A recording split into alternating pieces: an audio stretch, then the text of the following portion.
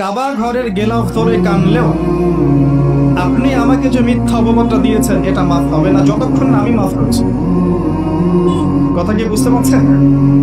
মনে করেন আপনি আমাকে মিথ্যা একটা অপবাদ দিয়েছেন এবং ধুয়ে রেখে দিয়েছেন একদম মিথ্যা অপবাদ দিয়ে।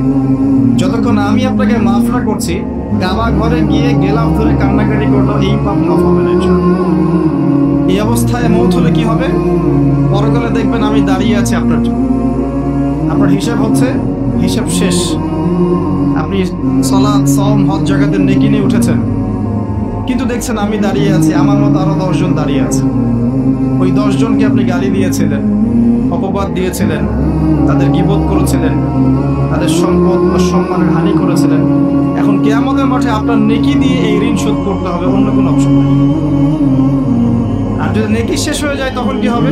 তখন আমার আমলনামা থেকে কিছু গুনাহ আপনাকে নিতে হবে।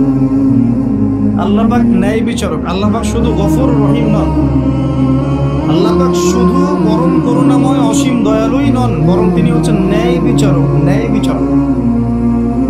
একজন ধর্ষক যদি বলে যে আল্লাহ পাক তো গফুর রহিম, আল্লাহ আমাকে মাফ করে দিতে পারেন, তাহলে যাকে ধর্ষণ করলো সে তার উপর জুলুম হবে না? আল্লাহ পাক যদি ধর্ষককে মাফ করে দেন, তাহলে যাকে ধর্ষণ করা হয়েছে ওর প্রতি জুলুম হবে না? কথা বুঝতে পারছেন না? মনে করেন আপনি নাউজুবিল্লাহ কারো সম্পদ আত্মসাৎ করেছেন, এখন আল্লাহ যদি আপনাকে মাফ করে দেন, তাহলে এই যে যার সম্পদ আপনি আত্মসাৎ করেছেন এর উপরে জুলুম করা হচ্ছে না? আল্লাহ পাক কি জুলুম করবেন? এক জাররা পরিমাণ করবেন। কিয়ামতের মাঠে নেকি দিয়ে তার এই ঋণ শোধ করতে হবে, অথবা তার গুনাহ আপনার কাঁধে নিয়ে জাহান্নামের পথে যেতেও হতে পারে। আল্লাহ পাক হেফাজত। এই জন্য সবসময় সতর্ক থাকবেন, আপনার যারা যেন মানুষের হক নষ্ট না হয়।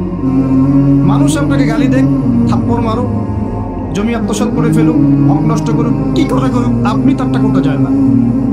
যারা করছে আপনি লাভবান। আপনি কেমন করে লাভবান? আপনি অসংখ্য নেকি পাচ্ছেন, আপনি জানছেন না।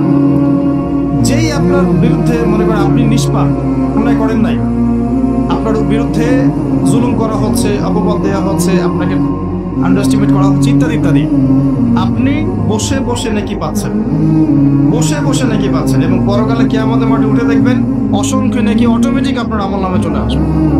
তখন তারা আফসোস করবে, দুনিয়াতে এই কাজগুলো না করে ভালো কিছু করলে ভালো হতো। যাই হোক, মানুষের সাথে জড়িত পাপ আল্লাহর কাছে মাফ হবে না। এই কারণে এই রমজান মাসে ওই লিস্টের মধ্যে থাকবে আমি কার কার ক্ষতি করেছি, থাকবেই। কিন্তু যতটুকু মনে পড়ে, যতটুকু মনে পড়ে লিখে ফেলবেন। সুযোগ থাকলে সেটা ফেরত দিয়ে দিবেন, যদি সুযোগ না থাকে ক্ষমা চেয়ে নিবেন, যদি সেই সুযোগও না থাকে তার পরিবারের কাছে ক্ষমা চেয়ে নিবেন, যদি সেই সুযোগও না থাকে তার পক্ষ থেকে সদকা করে দিয়ে পারা যাবে ইনশাআল্লাহ।